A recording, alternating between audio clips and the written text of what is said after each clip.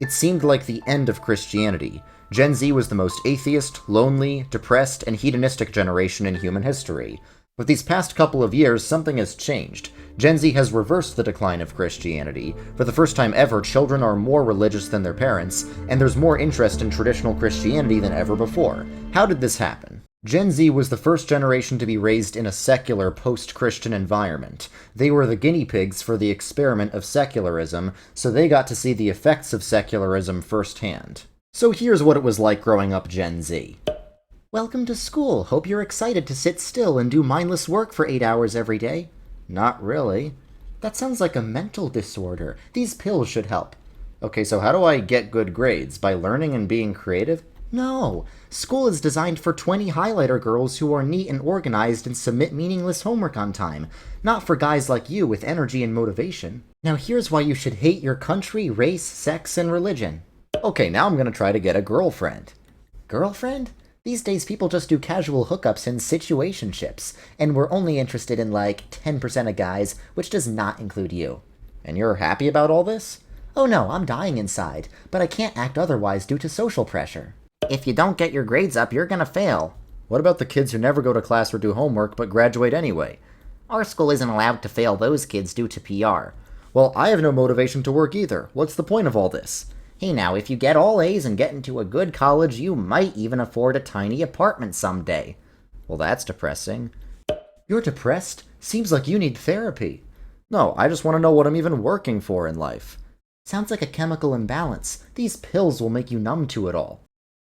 This was a pretty normal experience for Gen Z men. They grew up lost, hopeless, lonely, and with no meaning in their lives. They also grew up surrounded by wokeness, which celebrated many groups of people, but said that men were the oppressor group and needed to take a back seat in society. The only voices speaking against the status quo were Christians and the cultural right, which have always had an uneasy on and off alliance with each other. There's a lot of overlap between them because they often support the same things, but for different reasons. While not all Christians are on the right, and not everyone on the right is Christian, the right was an important stepping stone for many young men coming to Christianity. If we're gonna be honest, most young men didn't go from weed-smoking atheists to Bible-believing Christians overnight. For most of them, the first step in deconstructing leftism was honestly looking at internet memes that mock wokeness, so they could see how silly all of it was and eventually realize the emptiness of secular society. For many young men, the first step away from leftism is skepticism of the whole LGBTQ movement, which causes them to get cancelled, which further radicalizes them. Since leftism is a rival religion to Christianity, it's often necessary to lose faith in leftism before you can begin to consider Christianity. Not only did Gen Z lose faith in leftism, they lost faith in modern society generally. Because previous generations were living off of the benefits of Christian society, they were able to have more faith in the material things of this world. But since society for Gen Z looked more bleak, they had to turn to spiritual things for meaning in life. This can loosely be applied to the generations. Previous generations were able to take a successful society for granted and saw less of a need to turn to God, but that made them weaker and less religious, which made society worse, which is making Gen Z turn to God. This also applies to countries. It's a common pattern that after centuries of Christianity, especially Protestant Christianity, countries will become insanely successful, but then due to their success, they'll forget about God. This is also the pattern we see in the Book of Judges many times over. The things that people often get meaning from, like money, romance, achievements, friendship, and self-image, are not necessarily bad things, but when they become ultimate things, meaning things that you can't have meaning without, then they become idols, which means false gods. Now sometimes when people lose all of these things and can't get any meaning from them, they turn to Christianity because that's something that can never go away. The reason people are starting to favor Christianity over secularism is because Christianity offers objective goodness, truth, and beauty. Modern secular society says those things are just subjective opinions, which inevitably leads to degeneracy, lies, and ugliness in modern society. Traditional Christian philosophy calls goodness, truth, and beauty the transcendentals, because they're all objective, they're all connected to each other, and they're all rooted in God's nature, because goodness, truth, and beauty each reflect God in various ways. But modern secular philosophy questions the existence of God, so goodness, truth, and beauty become nothing but human opinions. That's why they say things like, beauty is in the eye of the beholder, or live your truth. Those are actually secular modernist sayings. Since objective goodness, truth, and beauty don't exist according to secularism, any claims to objective goodness, truth, or beauty by the church, for example, are seen as tools of oppression that need to be deconstructed. Take goodness, for example. According to Christianity, morals come from God, and therefore there's a clear line between good and evil. So the so-called traditional family structure is not just based on tradition, but it's actually prescribed by God because it's necessary for human flourishing. Secularism looks at that same family structure and calls it oppressive because it's just based on arbitrary restrictions of people's rights. So they do everything they can to deconstruct it. They encourage women to be childless workers into their 40s. They encourage young women to party and sleep around and never settle down. They promote no-fault divorce, which breaks up families. They promote the LGBTQ movement, which breaks down the barriers between genders. And they promote abortion. Previous generations saw the absence of restrictions as freedom, but more and more young people are starting to realize how empty that life is and are desiring a traditional family.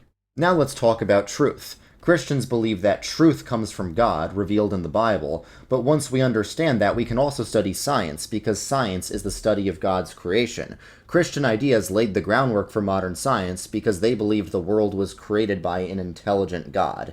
It's why Christians started the modern university system. Most of the Ivy League schools were started by Bible-believing Calvinists. So Christianity has never been opposed to science. What secularism tried to do was take the science without the Christianity and build a worldview based on the physical, ignoring the metaphysical. But they realized that they had no objective reason to believe anything that they believed, and now secularism can't answer basic scientific questions like what is a woman. Young people are starting to see how ridiculous this is and turning to traditional Christianity for answers about the world. Many traditional forms of Christianity, like Presbyterian, Lutheran, Catholic, and Orthodox, have detailed theological systems that answer all the questions modern society ignores. Now, beauty is something that even many modern Christians misunderstand. Traditional Christianity believes beauty is objective and it points us to God.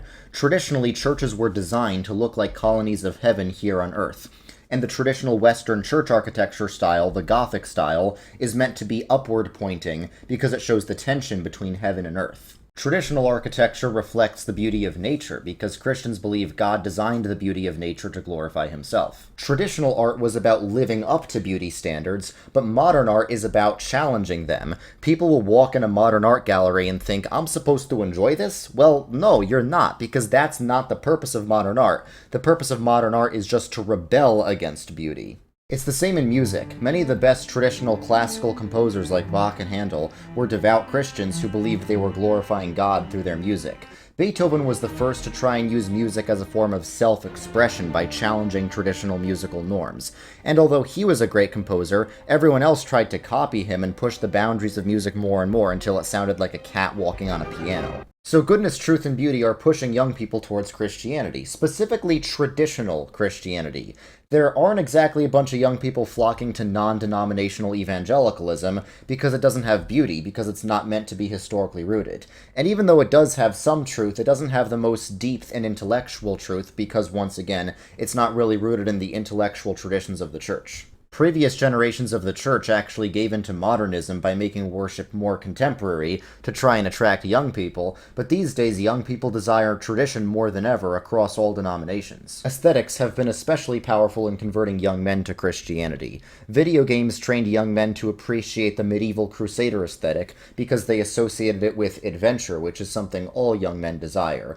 And up until recently, the only way for young men to get adventure in the modern world was video games, but now many of them feel like they have an opportunity to crusade for the old Christian society that was taken from them. The reason it's been taken from them is every society is built on a particular religion, and American society is built on mainline Protestantism, so ever since that got hijacked by liberalism, so did society. Many people have responded by leaving these churches, but a couple years ago I started a movement called Operation Reconquista to retake these churches. And since then, thousands of people have joined the movement, many of whom are pastors. Young men need a mission, and this could be it. If you want to get involved, we have a map, which will be linked in the description of this video, where you can find a church within these denominations that still holds to the essentials of Christianity, and can be a good base for building back up these denominations. We also have a Discord community, which will be linked in the description, for mainline Protestants who want to fellowship with each other and encourage each other in rebuilding the church. The reason I bring this up is because, as fun as it is posting about Christianity on the internet,